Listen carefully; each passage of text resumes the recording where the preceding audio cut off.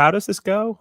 Hello and welcome. Well, not quite the free kick pod, not quite as good, that's for sure. Far less quality, probably 2, 3 points lower than what would you say, Todd? 9 out of 10 that you put up every week? Man, I'd say I put up a solid 6 out of 10 performance. No, I'm already don't even dying. I say mean, that. this is off to a great start, man. A minute in No. and No, no, listen, well, first and foremost, thank you everybody for joining us. I see the numbers are creeping up little by little. I'm an idiot. As I mentioned to Todd, our guest today, the pride of Jopatown, DC United's finest, if he was ever to be a homegrown player or selected by them, they have the priority right? Is that what it is? Or what is it? The yeah, they discovery have my right? homegrown rights. It's crazy. Unreal. But we have Todd from the Free Kick Pod. Mike, busy tonight. Dave out in England getting ready for tomorrow, up the gills. He has plenty to do tomorrow with his full-time job. So the main crew is going to get back together on Sunday. But listen, I am a firm believer in consistent content. And I wanted to make sure that we put something out before tomorrow's match. And frankly, we have plenty to talk about. I know Todd has done a great job through the free kick to talking about about Saprissa, but during his podcast, he guessed himself or second guessed himself. It's a great idea to talk about Chicago, especially with Chicago tomorrow. So I wanted to take some time. Could be a twofer, as they call it in the industry, Todd. My content is your content. AAT Sports, free kick, like that meme with the two arms, like just grasping. We want to put something together so we can lightly go into Chicago. I don't know that we can, fully talk about them. I know I have a little something for everybody tomorrow, but all in all, with that introduction, long-winded, Todd, how are you? Man, I am. I realized sitting here that I'm the fourth string option. And instead of running to the media and complaining about my lack of opportunities, just like Richard Odada, I'm going to continue to put in the work and make the most of my opportunities given to me, just like Jesus Bueno did. So, yeah, I'm doing great, Jose. All right, so let's get into it, man, because what a morning that was today. And we have Jillian. Thank you so much for listening on your way home from the YMCA, coaching swimming. What a morning. I got to admit, Todd, I did not expect to run into an article from Richard or about Richard Odada from Kenyan News. I think, long story short, talking about how much he hated or disliked uh, playing MLS Next Pro. He didn't like the idea of being what was the exact quote, Todd? Wasn't it something like, it felt like playing friendlies, fully knowing that I was Yeah. better than than the quality on the field, and then going on further to actually talking about, gosh, it was something along the lines of like, you got to trust the coach, but every single week getting you dressed up and not even using you was just extremely difficult for me to swallow, or whatever it was. What did you make of that? I mean, such a strong quote. And let's not forget the last bit before I let you go. He did not deny or confirm whether or not he would want to come back to the Union, which is a gigantic piece considering the depth issues that this team's going to run into in the summer. So what did you make of that very random interview that we ran into this morning? Yeah, I mean, this is first off a good find by you. And I was not expecting to see Richard Odada speaking this openly about his time at the Philadelphia Union because let's not forget, technically, he still is a Philadelphia Union player. He's on loan in Denmark. And so, yes, AAB has the option to make it a permanent deal, but Philadelphia Union technically still have his contract. And so to come out and say things like, sometimes they would bench me, never play me, and it never made sense, which is why I decided to take or look for another option that would build me as a player because I do not want to have regrets and make excuses, which is why I went to AAB on loan as they were offering me regular senior football. I mean, they go out here and say, it doesn't make sense. What do you mean it doesn't make sense? To me, it makes perfect sense. I told you this morning, as soon as you reported this, Jose, that, if Richard Odada was good enough, he would have been given an opportunity. It's that simple. And he didn't beat out Jesus Bueno. He didn't beat out Jose Martinez. He didn't beat out Leon Flock, who fills in there as the number 6. He has multiple players in front of him. And it's like, of course, I joked and said, I'm like, Jesus Bueno, just keeping my mouth shut. But I think that's a really good example where you look in 2021, 2022. Jesus Bueno was down with Union too, and you didn't see him going to the media complaining about, well, I signed a first team contract with the Philadelphia Union, but yet I'm not getting any playing time with the Union. They're playing me with the second team. You don't see him calling it a friendly. What did he do? The leading goal scorer for them in 2022, I believe it was, with 6 or 5 goals, something like that. He took his opportunities, and then the upcoming preseason with the Union, Jim Curtin kept saying, yeah, he came in the best shape out of all the players, and he forced Jim Curtin to play him. And it makes no sense to me why Richard Odata would make these comments about the Union when, like I've said now 10 times, they still own this player. I wholeheartedly agree with you, and I have not gotten the chance to actually speak with Richard. Just the happenstance of him going on loan when I finally uh, really stepped into reporting for a little while. I was just from Zoom, or I wasn't showing up to press conferences, etc. And then I kicked it up into high gear. Never got the chance to speak with him, but I must admit, like this is a very interesting quote to give out to, and maybe it's a comfort thing, right? Sports Pulse out of Kenya, so maybe there's some comfort in terms of how he feels with the reporter. I mean, the same way that I would say that how candidly some of the players speak with me, and you have witnessed it. Kyle has also witnessed it. Mike has witnessed it as well. You build this relationship and you build this comfort where you feel more and more open to share. And I think that's just the nature of being human.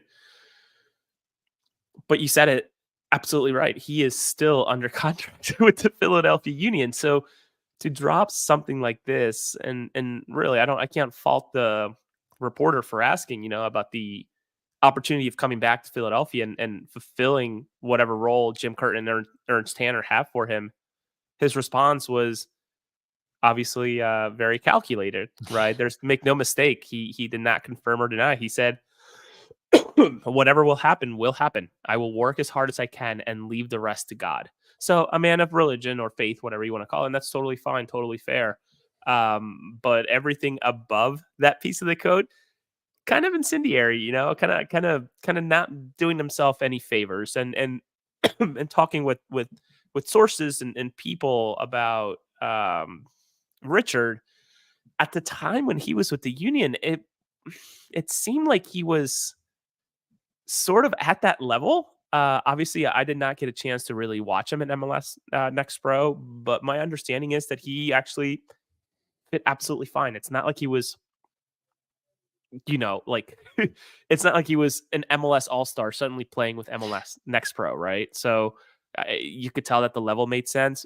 Obviously, he's doing very, very well out in Denmark with Abe Alborg, I think it's how you say it.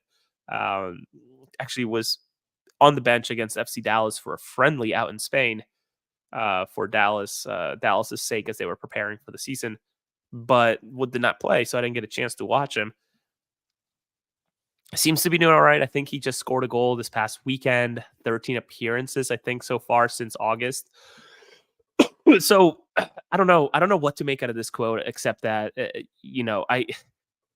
I wonder who initiated the conversation. Was this Richard reaching out to Pulse Sports, or was this Pulse Sports doing their due diligence and reaching out to a player, obviously of Kenyan nationality, to get a quote, right? Continue to keep up with those players, and I think he's more or less an all-star within the national team. So for what it's worth, I just wanted to bring that up, and you sort of did in the intro. So it was an interesting report. Any final words while I take a sip of water?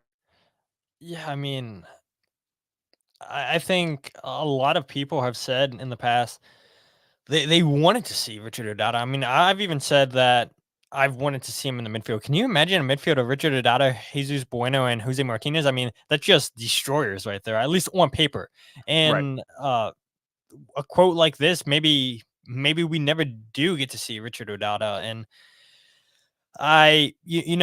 signings aren't always going to hit. And we can get into another one that you and Mike talked about last week that's now become official. But you know, there's going to be hit and misses like this, and the Union took a shot on Richard and it didn't work out, and they tried to give him playing time with Union too. And obviously, with this quote, he wasn't happy with that, and so they go ahead and loan him back over to Europe. And let's not forget too, when Richard came over here from Red Star Belgrade, he'd only made 2 appearances with the Serbian club uh, during his time there. I mean, he was out on loan at multiple clubs in Serbia, and then the Union were able to strike a deal with him. So it's not like he was playing at the highest tier soccer before he came over here. I mean, yes, Red Star Belgrade, that's a huge club, but he wasn't even playing with them. So it's like I I don't know what Richard's on about when we keep saying you're still technically a Philadelphia Union player. He must be pretty confident that the club in Denmark is going to pick up his contract. You like to think so, right? And I don't think we can really comment. I would actually, if we knew more, I think we probably would stop. But like, what was the connection, right? When you think about his time prior to the Union, right? Like, it just doesn't. It seems like a very interesting find. Was there a connection in terms of scouting? Was there a connection in terms of, I don't know, how he made his way from there to the Union? And maybe we'll find out. Who knows?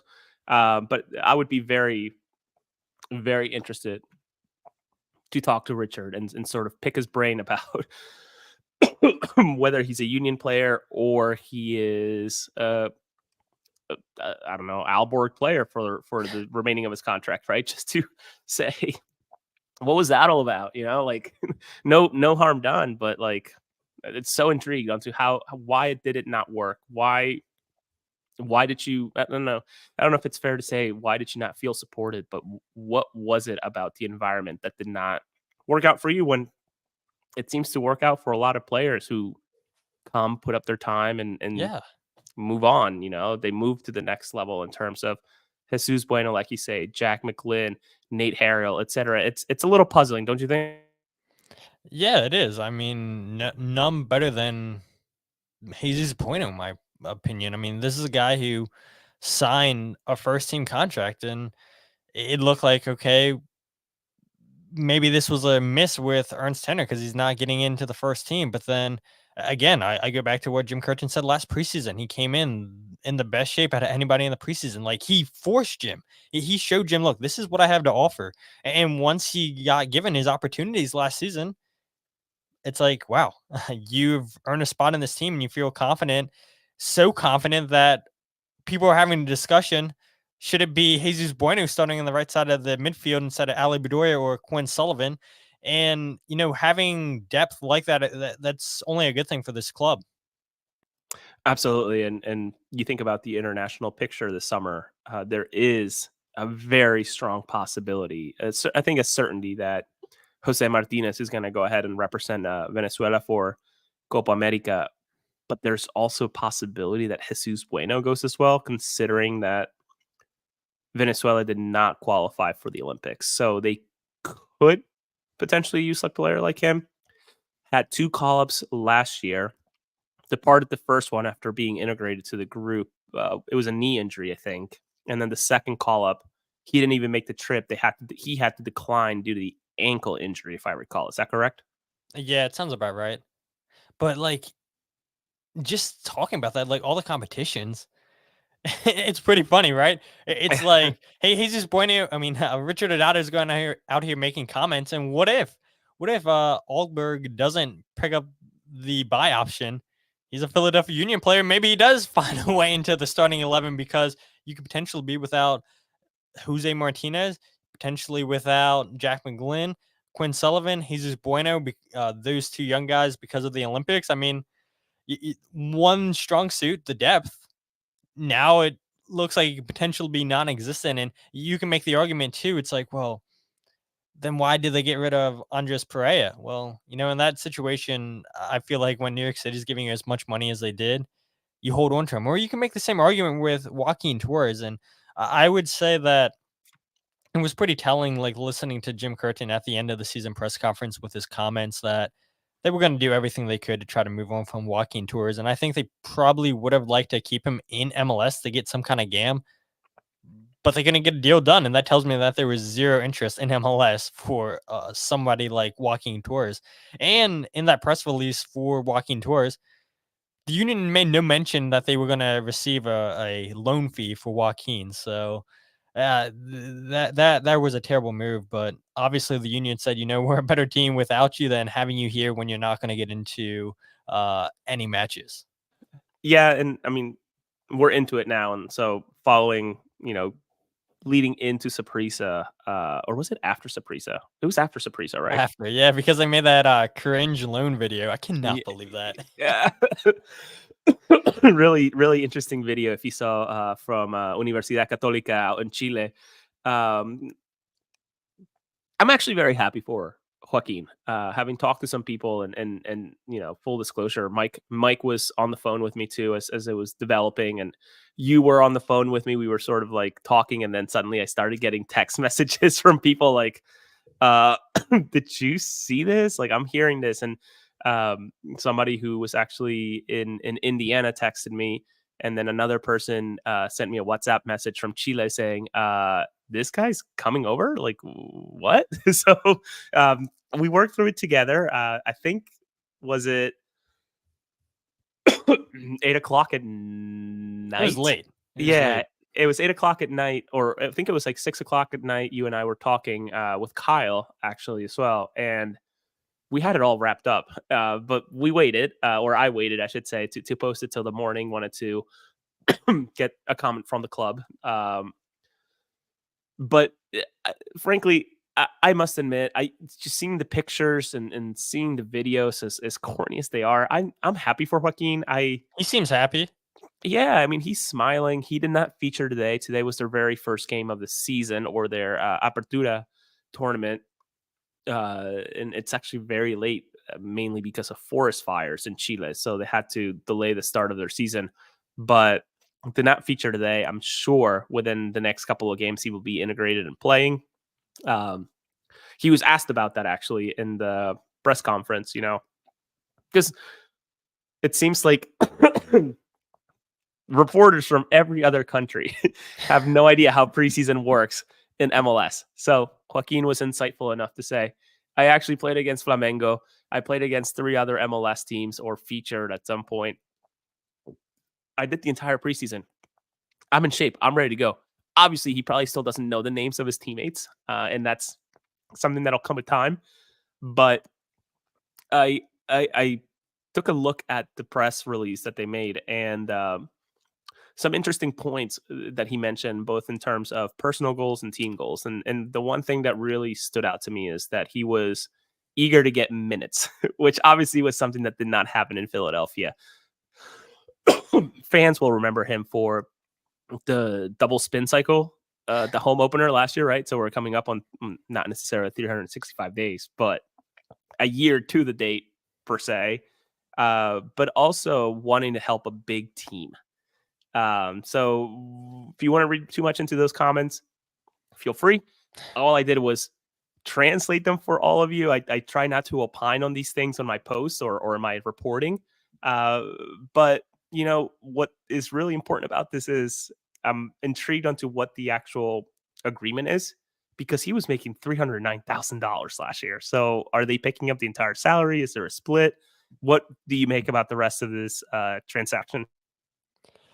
Yeah, so I mean, I wish we would have got the opportunity to ask Jim Curtin today at his press conference, because I think this is maybe a concern. And you would think now with Union loaning out walking tours, I know they're pretty close to the amount of players that they can have on the roster. I believe it's 30. Don't hold me to it, but I believe that's correct. They can have 30 players registered to be roster compliant in MLS. And so you would think, okay, well, you get rid of walking tours, maybe you go out and maybe have something up your sleeve. But Daniel Gazdag is going to be missing throughout the season, whether it be with friendlies, qualifying games, Nation League games, the Euros. And now, who's going to play as your number 10? I mean, Quinn Sullivan can potentially do it. Walking Tours, you thought was the backup to Daniel Gazdag. Jeremy Raffanello, Nick Pariano. Does that make anybody confident in Jeremy Raffanello or Nick Pariano or Quinn Sullivan? And I don't even know if like playing as a 10 is like Quinn's best position. I think we saw it against Saprissa where he's Look playing on no the right further than side. look no further than his little card today in social media of like, "What's your Yeah, he's position?" "I don't know." It's so funny. So go ahead. I just wanted to bring that up before we moved on, but past that. yeah, it's so funny, right? It's like I don't know what position I am. I'm super versatile, and that's how all these union players are. Like they can play multiple different positions, but maybe none as versatile as Quinn Sullivan. Play him as a striker, a second striker, play him as a 10, play him as an 8, natural winger. But I think it's pretty telling just watching Quinn against Saprissa. Like he liked drifting out wide. Like you can tell he's a natural winger. He wanted to be out wide, collecting on the ball, getting on the ball. And so I do think looning out, walking towards does beg questions. All right, did the Union potentially have a move up their sleeve? I don't think they do, at least not yet, in my opinion. And you're just going to ride with what you have. Do you completely change the formation and not play as a 10? I mean, I guess that's a possibility, but you do lose a little bit of depth, even if Joaquin Torres didn't hit the ground running last year in 13 appearances, 1 goal, 1 assist, I believe it was. I know people said David Vasquez. I don't know yet. I mean, from what you read, maybe you're hearing something, Jose. I mean, it seems like a first team deal would be pretty difficult because of LAFC. I know the Union had a trade for his rights or something like that because LAFC technically had his rights. And yeah, getting a player like David Vasquez on the first team, you would think, oh yeah, this give him a first team deal. But I don't think it's as simple as that. Yeah, I think it's a little bit more complicated. I've heard a few things, but nothing that I feel comfortable enough to certainly publicly on the air to talk about. But there's stuff. I mean, they want him. They want David to put pen to paper. But what that deal looks like and the different complications, and then you throw into the picture someone like trying to court. As crazy as it sounds, what is he? 14, Kevin Yeah. Sullivan, right? So the courting has already started for him, and obviously he, to my understanding, has done incredibly well as a 14-year-old with the Union 2 MLS Next Pro. So like certainly a talent. I think it's too early to say generational, but a very talented player. So I don't know, man. I wonder about the depth of this team, and then you think about again Richard Odata. Where would he fit? I think he would fit perfectly now. Yeah, I mean, definitely not as a 10, but as one of those 8s potentially, definitely as a 6. I mean, uh, it's hard to get down on this team after their come from behind victory against Saprissa, right? But there's definitely holes in this roster, and you technically have those players, but one of them's out on loan. Well, both of them are out on loan, and again, I'll just go back to if they were good enough for the team, I don't think the Union would have loaned them out. I mean, it's as simple as that. It makes you wonder. I'm gonna go ahead and guess. I don't know the details of the deal, or I know pieces of it. I didn't know about the option to buy at the time, but it made sense once it was reported by the Inquirer. But I'm gonna go ahead and on a whim here and say that there's no callback clause for Joaquin Yeah. Torres. I think that's just you're there for the year. If anything, just guessing. I have no information. I'm guessing some sort of gentleman's agreement, right? Of like take them for the year and then we're guaranteeing the purchase. Though it's obviously still an option, not a mandatory buy unless there's some sort of incentive that he needs to hit. I wish I knew more. I really, really do, because that's such a puzzling but also makes sense type of move. I mean, it's telling, right? The Union know how many competitions players are going to be missing for. Why would you loan out a player? I mean, that tells you everything you need to know that the team doesn't see Joaquin Torres as good enough. And that's why they were willing to loan out Joaquin Torres and not get a loan fee for Joaquin Torres because nobody in MLS wanted him. So they weren't going to get GAM for him. And now apparently nobody uh, just overseas wanted him to pay the Union for a loan fee. So it's like the Union are just sending him over there. And the wages, what's that being covered? Like you said, who knows? Is it 50-50? Is the union responsible for 60-40? Who knows? But you would Put our hope the FIFA union hat. have something. You would hope the union would have something up their sleeve in terms of a replacement for Joaquin, but I don't know. I mean, I'd be shocked, especially like this late into the transfer window. Teams in Europe, unless it's somebody that's not featuring for them, I'd be shocked if the union bring in a player.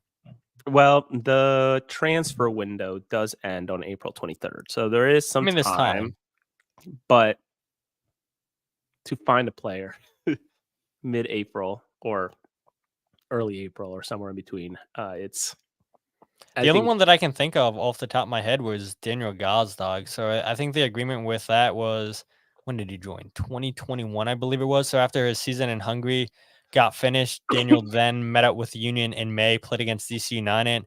Then I think he went away with the national team, and I think he got Hungary. hurt or something like that. It sounds familiar. So that's the only one that I can think of that technically the window in Europe was closed. It was still open in MLS. The union had agreed a deal to get Daniel Gazdag. They agreed to let Daniel finish out the season in Hungary, and then he would come and join them up in May. But I can't think of anybody else off the top of my head. Nah, me neither. And that would make sense if they were to find a player. And let's not forget they already need to technically, if they wanted to, they don't have to, I should say. I say LaFleur, obviously with that torn ACL, very first practice, my understanding, like the first session, even a non-contact ACL, that's just like That's tough. that's unbelievable. So whether they use their, the different roster rules that they can in terms of getting budgetary relief by moving him to the season-ending injury list, it would be interesting. I also thought about, well, they don't want to use that one-time mechanism or that mechanism period until maybe right before the secondary window ends, because who knows what's going to happen in terms of does a Ty Baribo or does, God forbid, a Daniel Gazdag suffer a season-ending injury, and then they should try to do something like that. Who knows? But excuse me, while we talked about Joaquin, we talked about Odada, I think it's also fitting that we touch on it. I don't really care about your opinion, Todd, in this sense. Thanks, I think Jose. I think I think it's worthwhile touching upon it because it's a big deal. But Kai Wagner, his suspension got reduced. He is officially allowed to feature this Saturday at home. First and foremost, I'm intrigued onto, and you can answer or ask whatever questions you want in a minute, Todd, but I'm intrigued on what his reception's going to be like if he starts, which I completely expect considering that he's probably the best player in the Union roster. But also, what was it that changed, right? In the time between last season and now, and when did it change? When did it happen? Because there was technically, and I don't know enough, but he was technically a free agent for a little bit, right? In between Mhm. 12/31 and whenever he signed, or whenever it was agreed, or whenever he officially put pen to paper, he was a free agent. So I can imagine he was sitting in Germany or wherever he was doing restorative training to get back at it. So when did this training happen? Was it as soon as the Cincinnati loss happened when he was sitting at home? Like, was he like? I'm just so intrigued about it all. But anyways, just wanted to touch base on that. Kai will be, or should be, playing tomorrow, or is eligible is probably the best way to say it. Any thoughts or comments you want to make, Todd? I think it's just pretty plain and simple. Kai is there and he's available. Yeah, I mean, I think going to your point, what kind of reception will Kai get? Maybe there's going to be some sections that boo him, but I think majority of the fans, and like this isn't a knock on the fans, they just don't know what's going on. If I'm being honest, um, it's harsh to say that, but I think you know we're obviously active on social media, and so we see other people that are active on social media, and opinions differ on social media. People are like, okay, he's all forgiven. People are like, no, I don't forget him. But I think majority of this fan base is honestly going to forget what happened. Like, they're going to see Kai Wagner not remember anything about that suspension. I mean, I'm sure a good majority of this fan base doesn't even know that the suspension was reduced. And so I think, like I said, I mean, a couple pockets of boos, but I think majority of the fans are just going to be applauding him. And um, whether it's right, wrong, or indifferent, I mean, I'm not here to sway anybody's opinion, but like you said, Jose, I mean, MLS decided that they're going to reduce his suspension. He's able to play in the home opener, and now you don't have to worry about playing Matt Real potentially. Yes, I mean, my gosh, what a nothing against Matt Real. In fact, really funny video out there on I think it was the Union's Instagram. Real and Donovan, Chris Donovan, were out at a middle school or an elementary school, just doing like some sort of like kids fitness type of thing. That's awesome. And Chris is wearing sweatpants, a Union T-shirt, Stan Smith's, my favorite pair of shoes, passing the ball, etc. And Matt Real is wearing all black and a Von Dutch hat with I think a chain and even a watch. Just like, I don't think he was prepared to play or do anything. And in fact, I didn't know this. Chris Donovan can dunk a soccer ball at least. I don't know if he can palm a basketball, but he dunked a soccer ball on the sprint. He wasn't just like standing. So he had a nice run up, put it in the net. But yeah, I think to your point, Todd, in terms of the fandom, out of those 18,000, 19,000 people that show up every single game, I would go ahead and guess that 75% of them don't even know what happened. Like, I quite genuinely do not believe that over a quarter of the fandom knows what really happened or was reported to have happened. Yeah, you're right. And not to just continue to go in circles.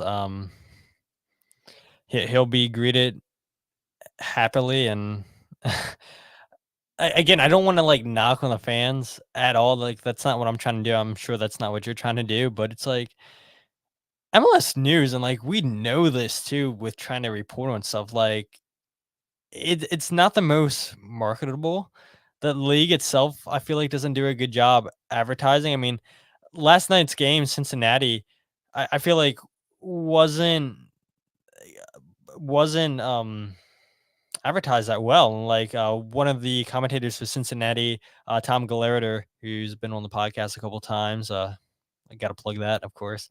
But like, yeah, even Tom was like, yeah, nobody's promoting this game. Like, this is a big moment for Cincinnati. We're playing an international competition. We're playing in Jamaica, and this game's not getting promoted. And um, What was the video? that's an It was issue like in itself too, right? Where it looked like MLS it looked like it was like 37 people in the stadium. It looked very, very small. Cincinnati win that game 2-0, I believe it was. Sergio Santos scores a goal, so shout out Sergio. New haircut again, New again. again. But I don't know. I think MLS just doesn't do a great job marketing unless you're an MLS sicko. People don't know half the things that go on in this league. They just follow their team. All right, the Union have a game this Saturday. That's all we need to know. We're going to go to Subaru Park. Atlanta United have a game on Sunday. All right, we'll go to Mercedes-Benz Stadium. Like, I feel like that's what majority of these fans know. And for all the sickos out there that follow this league in depth, good on you guys.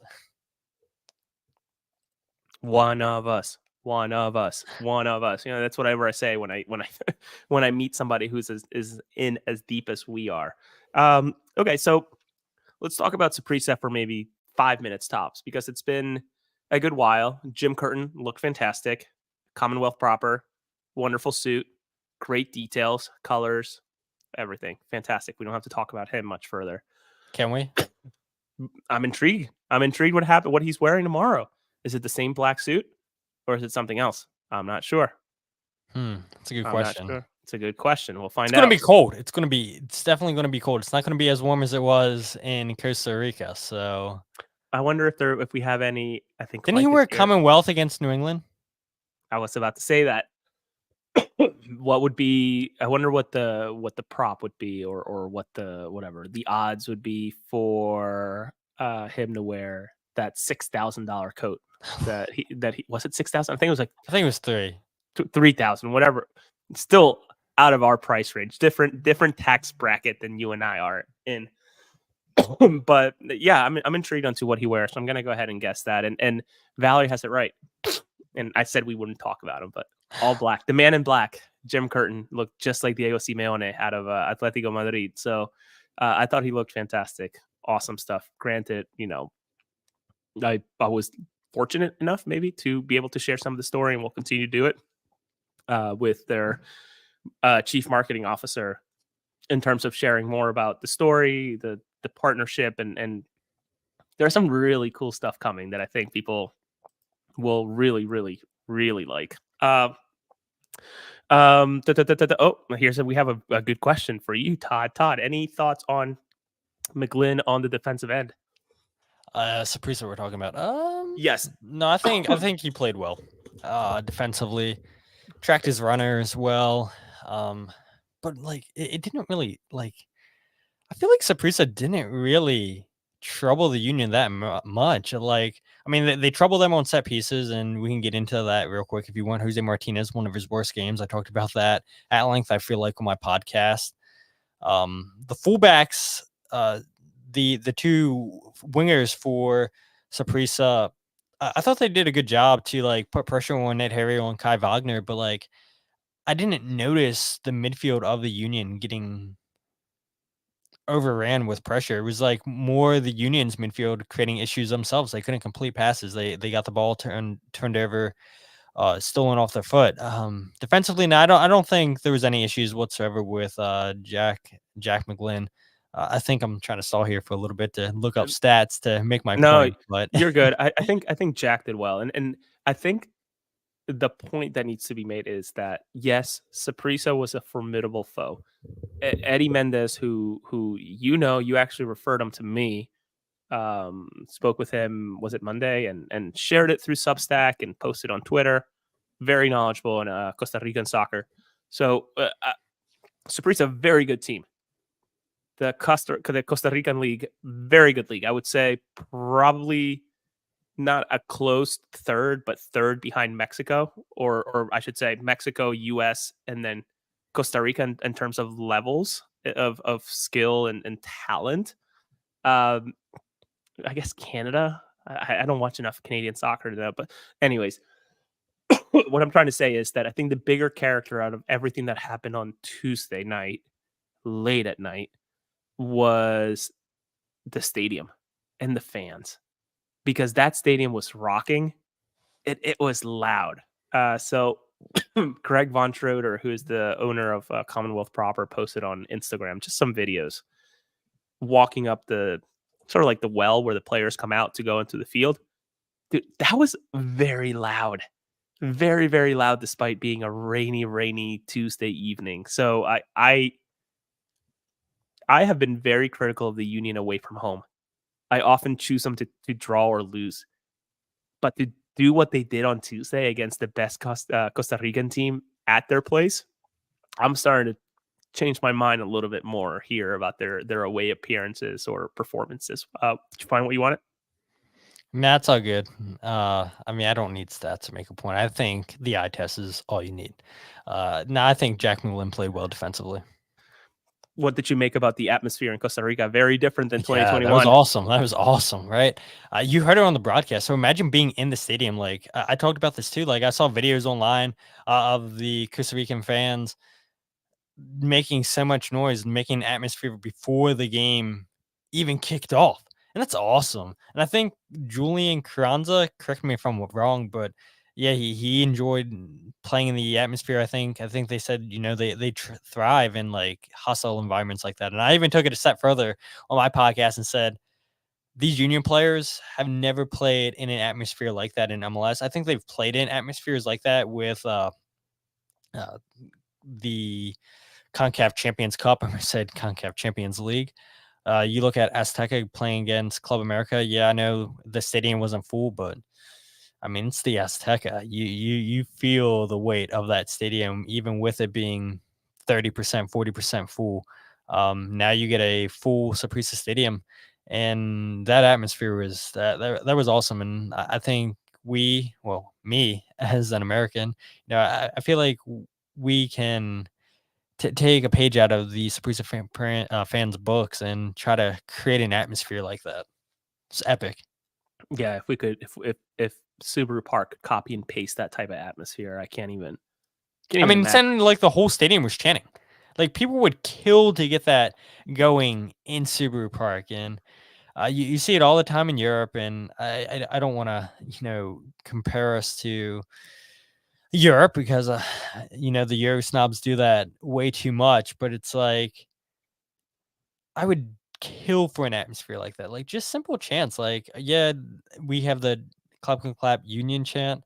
Shout out to Keystone State Ultras for getting the Shala La chant going pretty much around the full stadium. But man, I wish we could just like have noise nonstop like it was in Saprissa. The only time that it was quiet was when the Union were up 2-1 and then they went up 3-1. And then as soon as Saprissa scored to make it 3-2, you heard it.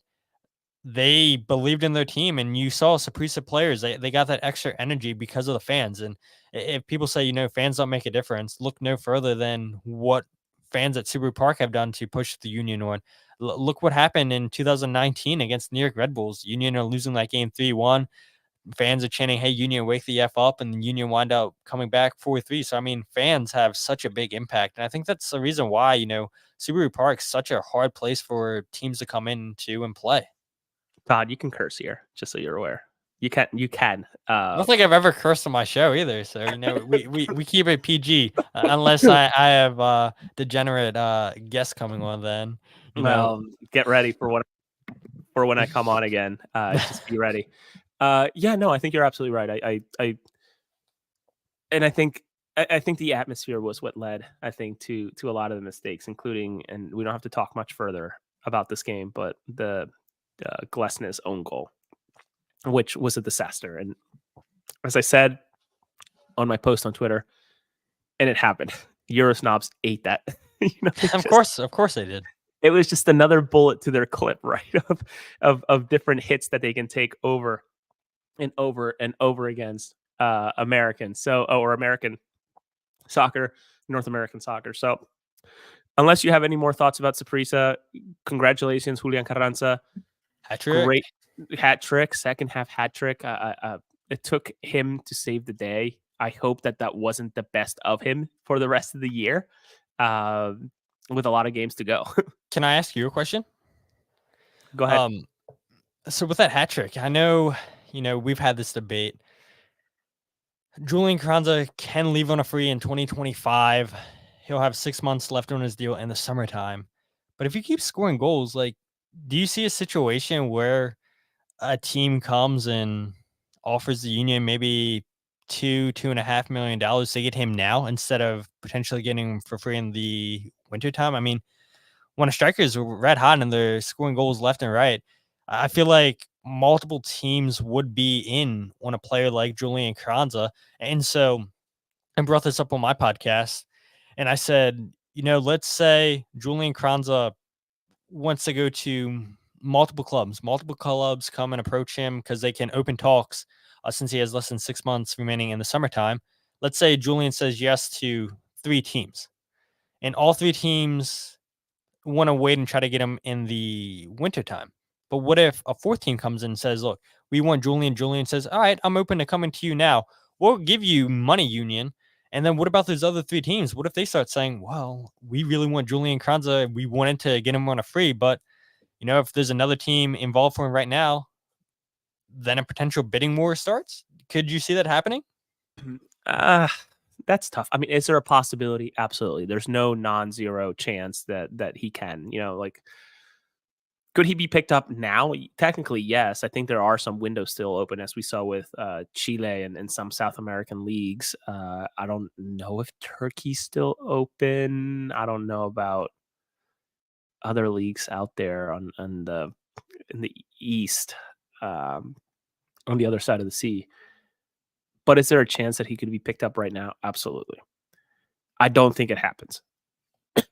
I think maybe I'm putting myself into Julian's shoes, which obviously A, I don't have the jawline, B, I don't have the looks, and C, I'm not nearly as talented as him. So just take this with a grain of salt. So if I were him, I would think I genuinely would decline any offer to move mid-season, and I would just negotiate a contract with a delayed start for January. Just ride out the union season, play it through, and then start in December or January. Though you would argue that kind of like what the union have seen with Gasdack starting midseason, right? Very hard to incorporate yourself and have that start, etc., or hit the ground running. It's obviously always better when players get a preseason with the team, they get that fitness, they get to know their teammates, etc. But I can also see the argument of, well, he needs it's kind of like college players, right? You can't blame a college player for not wanting to play the bowl game. They're one injury away from never playing the sport again. And that could be applied the same to a soccer player like Julian Carranza, who he's one injury away from never setting foot in Europe, right? So I think I could see it both ways where he negotiates ahead of time with 6 months or fewer in his contract left to start in January. But the union, I think, would be foolish not to just present every single offer in the summer, July 1, or whenever they come in to Carranza and say, here's who is interested in you right now. Choose. They want to get something for this player because I think you did say it in your podcast, Todd, best. There are players like Julian Carranza out there. He is not unique. What is unique about the situations that the union will never get someone for as cheap as they did in terms of Julian. So I don't know if that answers your question. Yeah, it doesn't. You know what transfer window is open though still? Bolivia. Could you see a Bolivian team picking? I can tell you, absolutely not. It's not happening. Considering that most of them were actually banned from, or there's still a good chunk of teams that are still banned from registering players, I can tell you that they can't. Yeah, Turkey's not open anymore. So I mean, there are some countries that still have their windows open, but not a ton, not great countries. I mean, Brazil, I'm looking on this list, is probably the most attractive, but that's obviously not Europe. And Julian said he wants to play to Europe. I don't think he would pull in Alvaro Barbiel and go to Brazil. He would be an unbelievable Brazilian league soccer player. Like that's a league that I think he would be almost too good, right? Like the whole idea of not wanting to quite sink, but also you don't want to be swimming freestyle in terms of comfort. I think Carranza wants to challenge himself. And Valerie brings up this point that you and I talked about. What was up with that Italian designation for him on the roster? Full transparency, I was listening as best as I could to today's press conference. I unfortunately could not ask a question, though they only, I think, allowed one question via Zoom. It's unfortunate. It is very unfortunate. My wife had a minor procedure on her hand, so I was actually in the recovery room area with my wife listening to the press conference as best as I could. And that was going to be one of my questions to Jim. What the hell is this whole Italian designation? I've emailed Union PR, never heard back, so it is what it is. But have a chance tomorrow to ask. Do I want to waste my question on that? It's weird to say. No, right? ask Julian himself.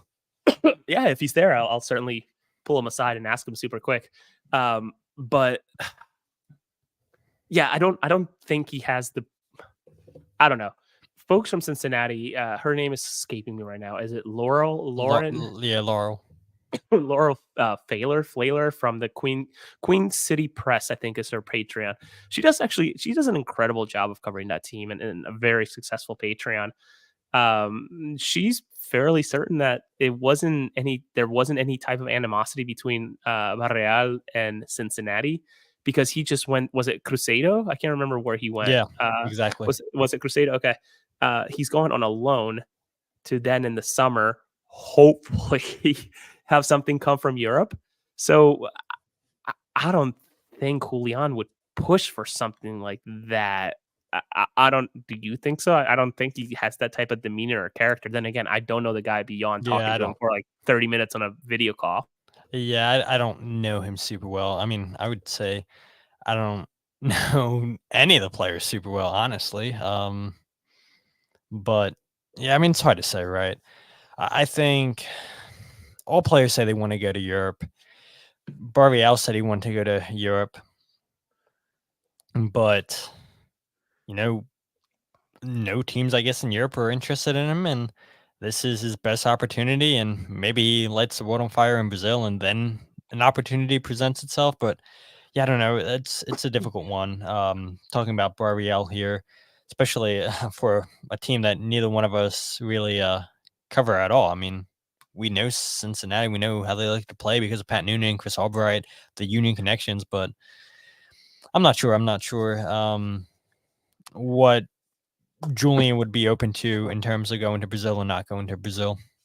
Which, by the way, as we talk about Cincinnati super quick, shout out to Ray Gaddis. Whatever he's deciding to do now that he's stepping away from Cincinnati, who knows what he's trying to do? I reached out to a former player that was his teammate, and he doesn't even know what Ray's trying to do. So who knows if he's retiring? Congratulations, Ray. Best luck on your next adventure. Please don't unretire again because we don't want to have to go through this again after retiring from the Union. And was it a random December? He suddenly just shows up with an orange scarf over his head, and I'm thinking to myself, what the hell is this picture? But neither here or there. Um, let's finish the show here talking about Chicago super quickly. Maybe we finish out here the last 9 minutes to make it a tidy hour for people going into Subaru Park, especially with all that traffic due to the bridge. A very interesting Chicago team with a very expensive player. Hugo, what is it? Kuipers? Yeah, Cypers? Kuiper, yeah, something like that. What was he? $12 million? 12 million, insane. I mean, that's 6 Mikael Uas. It's funny that you put it that way, but that's exactly what Jay Sugarman wants. I forget when he said this. He said this a couple years ago. He said he would rather have 5 $2 million players than one $10 million player, which, I don't disagree with that. I mean, if you're going to go out there and get 5 $2 million players, then go and get them. We haven't seen it yet, and this is crazy. Look, we're going past an hour, Jose, because I'm about to bring up something that's going to make you so upset.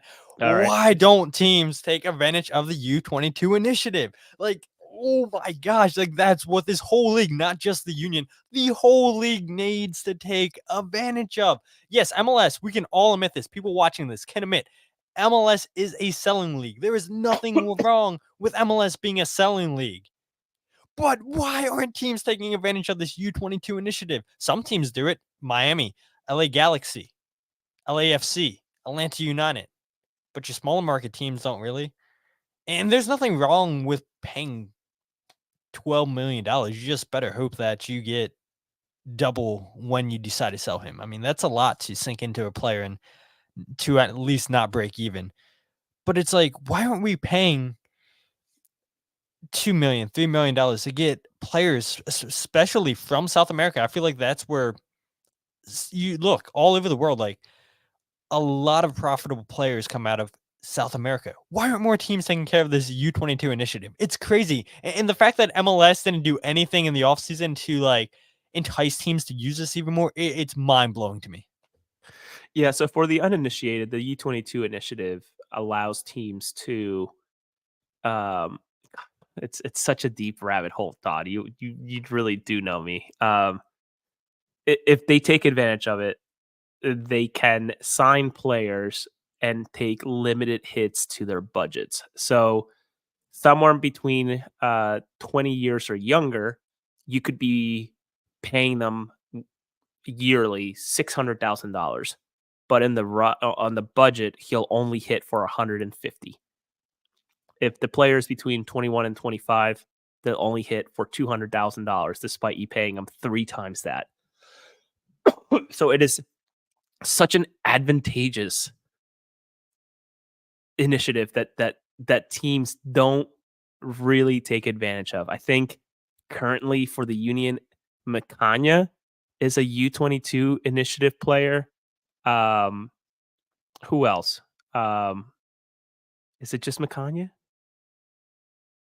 You're muted. Yeah, that's it. Okay. Just Macanya. So is Macanya really? How old is Macanya? I'm sorry, I'm throwing you on the spot here. I don't know, but regardless of age, I can't imagine he's making more than 200 grand, right? Probably that sounds about right. I mean, he should be actually. Now that I think about it, he should be on the roster on the MLSPA thing. How do you spell his Who's name? going to beat who to it? 188. Oh, you beat me. So So right for under this, it, just like you said.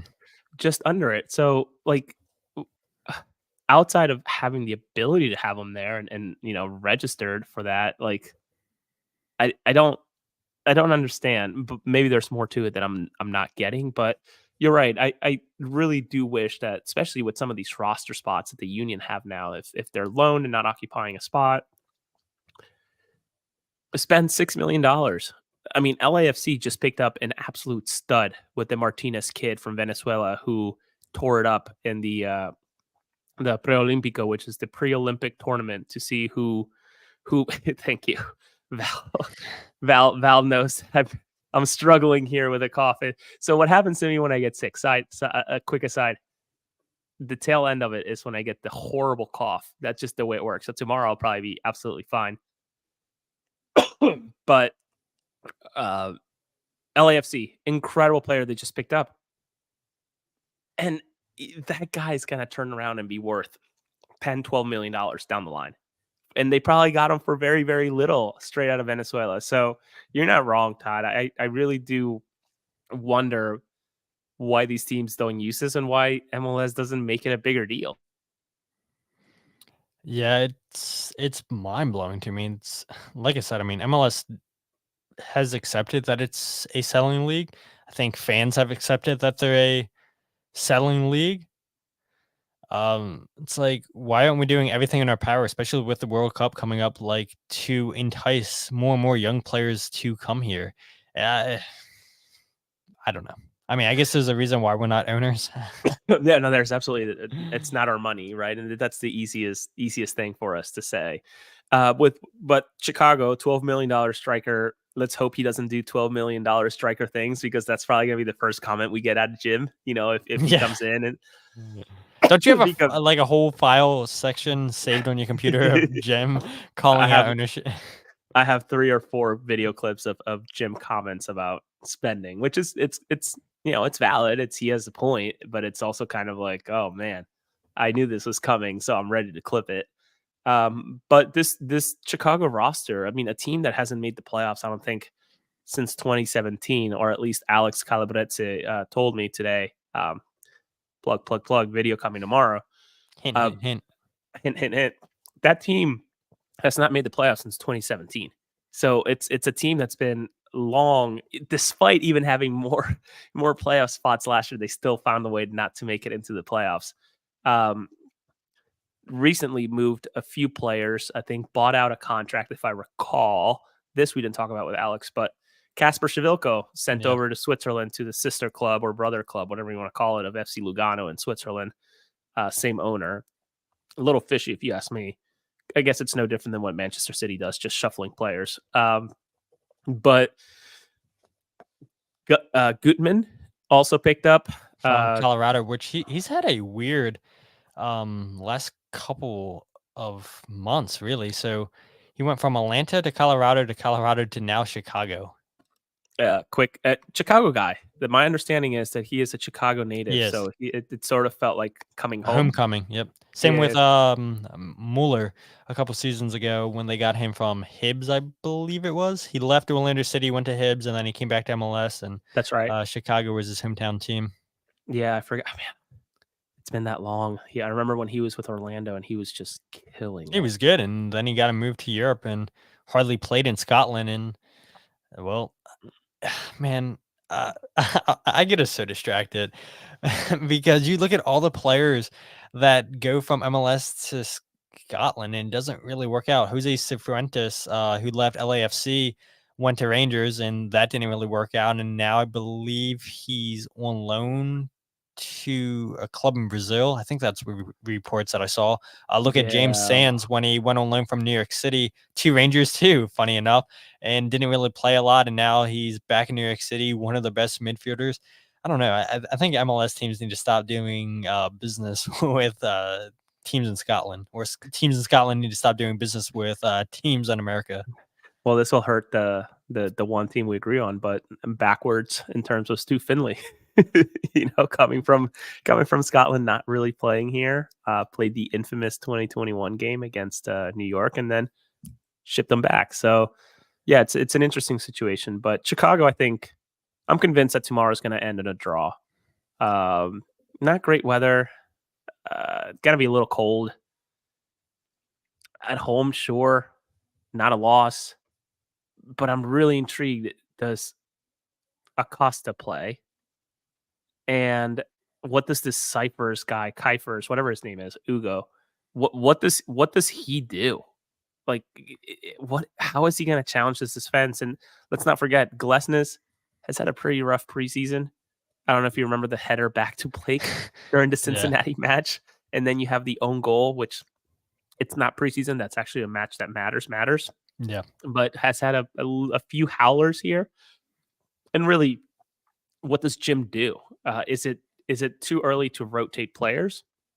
Or does it make sense to start rotating players now so sports hernias don't show up at the end of the season? I don't know what you make of what Jim's going to do tomorrow. Before I answer that, I'm looking at Hugo's stats for the season. So for people unfamiliar, he was teammates with Mark McKenzie over in Belgium in Genk. He had 17 goals for Genk this season in 34 appearances. So that's a goal every other game. It's a striker that's coming in That's good. pretty informed. So yeah, where's the opposite of not good? we need a clip of Jim saying that's good or something like that. Then I'll just add it That's to good. the soundboard. That's But funny. yeah, I mean, wow, that's really good. 17 goals in 34 games, a goal every other game. Good potential here at the Union. Shaqiri, I feel like the Union do a pretty good job keeping him in line. I don't know. It's so hard to tell what the Chicago team's going to be because it's practically a completely different team than what we saw last year. And Kyle brought up this point to me this afternoon on a phone call. He said, the Union after Ezra Hendrickson, the former Chicago Fire boss, got fired, the Union never played Chicago anymore this season. So the Union haven't seen a Chicago team under Frank Klopas, the new manager who was the interim manager last year, then got named the permanent manager, his second stint at the club. I don't know. I honestly don't know what to expect from Chicago. I mean, looking at the stats, and of course, stats don't tell the whole story, but you paid $12 million for a striker. Shaqiri isn't the player that he once was, but he's still going to create chances. There's a possibility, I think, the Union could lose. If I'm being honest, the Union don't play well on home openers. I know last year they beat Columbus 4-1, but I don't know. This is one of those games, one of these teams fans I feel like expect the Union to get a result against. Hopefully the players don't feel that way, but I could potentially see the Union losing. I know they don't lose at Subaru Park. We were talking about it 15 minutes ago, but I don't know. This could be one of those games, a fluke own goal, a fluke goal given up. I mean, remember the last time these two teams played at Subaru Park, it took Joaquin Torres, of all people, to score a game-winning goal. Chris Brady got his hand on it, should have saved that, and the game should have ended 0-0, but the Union walk away with a late-minute victory, I believe it was, and yeah, everybody said, yes, this is exactly why we got Joaquin Torres, and that was it for Joaquin. So, I don't know, with it being cold again, you're right, maybe 0-0. But you could also make the argument, maybe one of these teams get a fluky goal. And who's going to be in goal? That's also a big Yeah. question for the Philadelphia Union with Andre Blake having, was it a hip abductor type of strain? I think Yeah. it was, or an abductor. Oliver Semla may be called upon. No Jim today. I don't have a soundboard, but I Jim, should have saved it. My bad. and that's okay. Jim braced the hell out of him, and for a good reason. The player has done an incredible job in USL. Jim was also very quick to say, who identified him, and we could tell that he is a player that's continuing to progress, and he's ready for this next step with being MLS. So him coming to the Union is no mistake, but Oliver, all due respect, it's no Under Blake. So I don't know what you make of the mental games of potentially having to start with a backup keeper. I'd hate to do this, Jose, but I was fake news to the listeners. So Hugo actually didn't play with Mark McKenzie, wasn't with Genk, it was with Ghent. Oh, Similar logos, both blue, both begin with a G. So sorry, listeners, but he did play in Belgium, so that part's right, and he did score 17 goals in 34 appearances. But just wanted I to think correct that's more myself on that. impressive, actually, Maybe, that he did it for Ghent and Genk. Yeah, I mean, dude, this happens every time when we get together. We just we go down the rabbit hole. We go so off track, and it's like I told the listeners on Twitter. I said over under we go hour and 10, and yeah, we're definitely passing that. But Listen, we both you little shit. You're vamping here to run that clock up. I know what you're doing. I can tell what you're doing, you little shit. Listen, I think with Ghent all in 6 in oh my Belgium this god, season. and still scoring 17 goals in 34 games, which again is extremely impressive when you're doing it for a mid-table side, right? It to me gives me a lot of images of some of these, what happens in Europe or in England specifically, where you have these mid-level teams have one striker that's just firing it up, and then the next season they're picked up by a Manchester United, a Manchester City, a Liverpool, etc., because of those performances. So good for Hugo. I wonder what, and we'll find out in the spring when the MLS PA guide comes out. I wonder what he's making in the United States. I'm gonna go ahead and say closer to $2.5 million a year. Like that's some Sounds DP about money right. for a striker. Because Chicago is no Philadelphia. Chicago was paying, I should say, Casper, was it $1.5 million a year, $2 Yeah. million a year? So like paying some good money to him for doing absolutely nothing, or not a whole lot, I should say. But as we close out the show here, Todd, your predictions for tomorrow. I know you mentioned a loss, but for the sickos like Mike Barrera who is watching, what are your score predictions, scorers, and Jose, don't open show play? that comment that Mike said. Don't show No, that comment. I don't even know I don't even know who that person is. But go ahead and give me your score prediction, scorers, and if they're an open play or set piece goals, including penalty kick.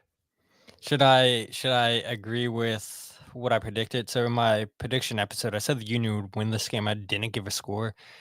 And I know I said I could see Chicago winning this game. Oh, man. I think it's going to be a low scoring game. I know we saw the Union score 3 goals against Saprissa. I'll go 1-1. I'll go 1-1. I'll say for the Union, Jack McGlynn scores.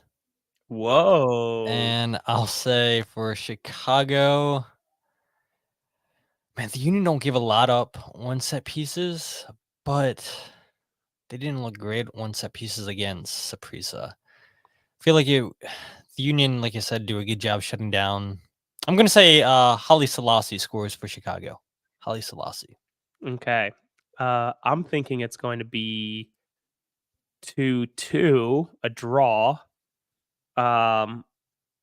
Carranza scores, Gazdag scores, both from open play, not a Ooh, penalty.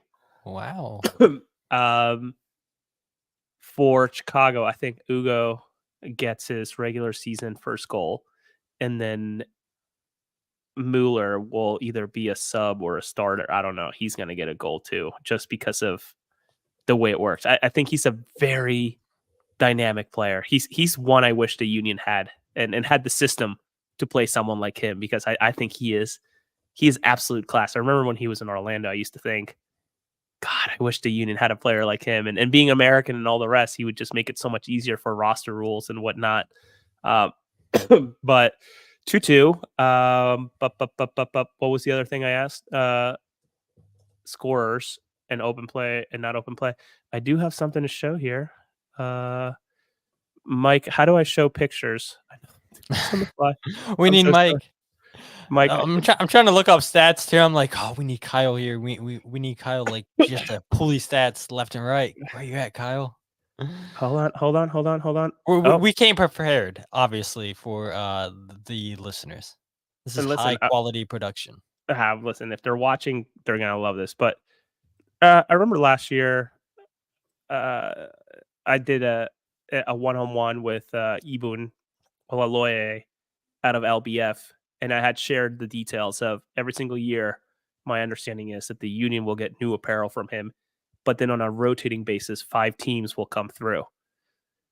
Here is something new that's coming or is already there. Should look very familiar. Enter Miami swag. Here we Wow. go. Lowest hanging fruit. Yeah, for him. literally. He's gonna make a ton of money from these jackets. I'm telling you right now. Wow, that looks sharp as hell. Better than the Into Miami jerseys they have. I mean, I know this obviously isn't a jersey, but it's better than anything that Fanatics would make. Anybody By who the has way, this, like we've all seen the baseball jerseys, like, and these are the people that have a monopoly on all your favorite sports teams in America, and we continue to let that happen. Or I should say, well, the owners of these leagues continue to let that happen. got it. Damn, yeah, it's crazy. I'm convinced that excuse me, teams. I'm trying to think who's got a white uniform when the Dodgers come to Pennsylvania in the summer and they wear their white. The Orioles come this year. Okay, when they wear all white to Philadelphia in a hot summer July, you're gonna see dongs. Those pants are see through, dude. Those pants are so see through. It's unbelievable. So it's gonna be interesting. They just look paper thin, and I know you got your wish over an hour 10. We're completely aside here, but just a cool little LBF and the 15th anniversary is applying union wise to a lot of different brands, and I'm allowed to say that LBF is one of them. So keep an eye out for 15th anniversary LBF stuff, as far as I know.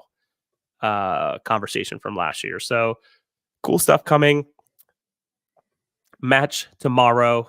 A lot of NyQuil and DayQuil and some emergency tomorrow to make sure to get through it with all of you and with the players.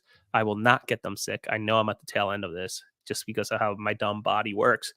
But Todd, any parting words? Hard to believe that the season's here.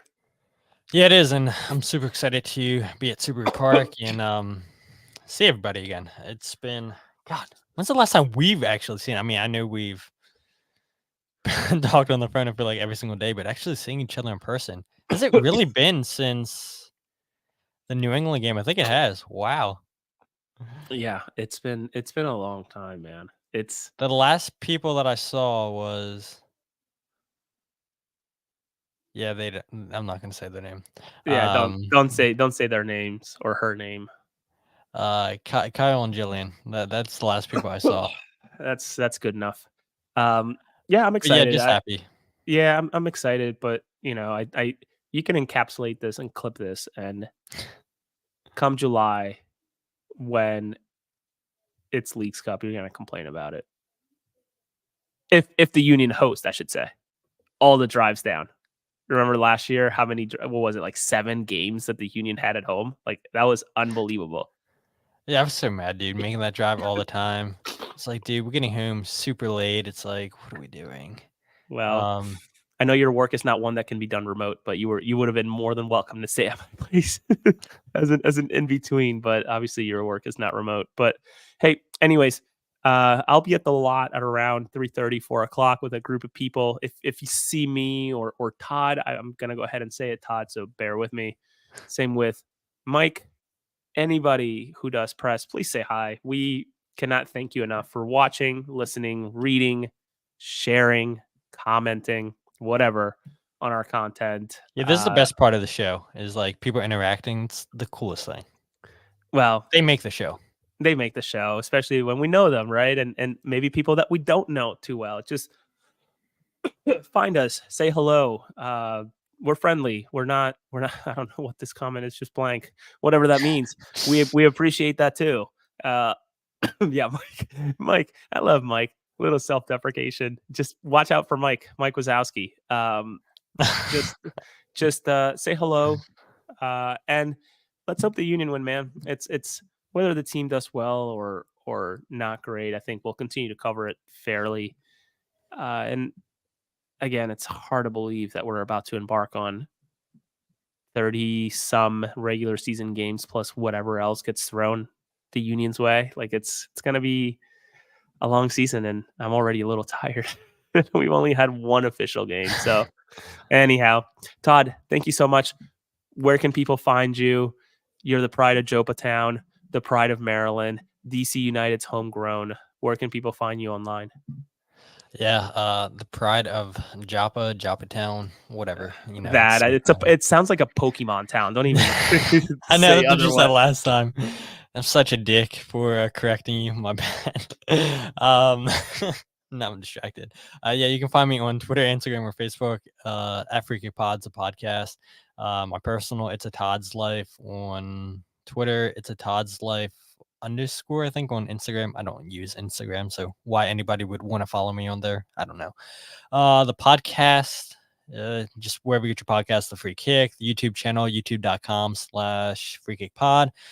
And yeah, I'm in the process of starting a Substack to write, post everything that I post on social media. But, you know, I have some listeners that say, I don't have social media. Can you post what you post someplace else? You used to have a website and now you don't. So yeah, I'm in the process of creating a Substack. So that's just going to be thefreekick.substack.com once it's done. But yeah, that's pretty much everything. And thank you, Jose, so much for making me the fourth string option tonight, like I opened the podcast with. Hopefully my performance has convinced you and Mike. Maybe I can move up in that third place spot. I promise I won't go to the media and complain if you guys don't give me more playing time. I'm going to go ahead and say that you're going to stay around. You're going to be the Ty Baribo of our depth chart for the foreseeable future. And honestly, I asked you to go first because I don't remember my own handle. You can find me at Jose R. Nunez91 on Twitter. And I also have a Substack, nunezj.substack.com. Try to post a whole lot. I try to do at least one post a week, sometimes a little bit more. And I'm going to start doing some more content in terms of maybe kind of like Eddie Mendes, right? Like short term, or not short term, short, I guess, form interviews with opponents or people that represent or cover the opponents that the Union are going up against that week, which should be more and more interesting as hopefully they go ahead and move along in terms of the CCC. But for now, this is the AAT Sports Across the Pitch podcast. We can't thank you enough. And see you tomorrow, everybody. Be safe travels. Don't forget, the bridge is going to suck tomorrow. Try to get there before 5 o'clock. See ya. See ya. Yeah, not good. There it is. Bread's done.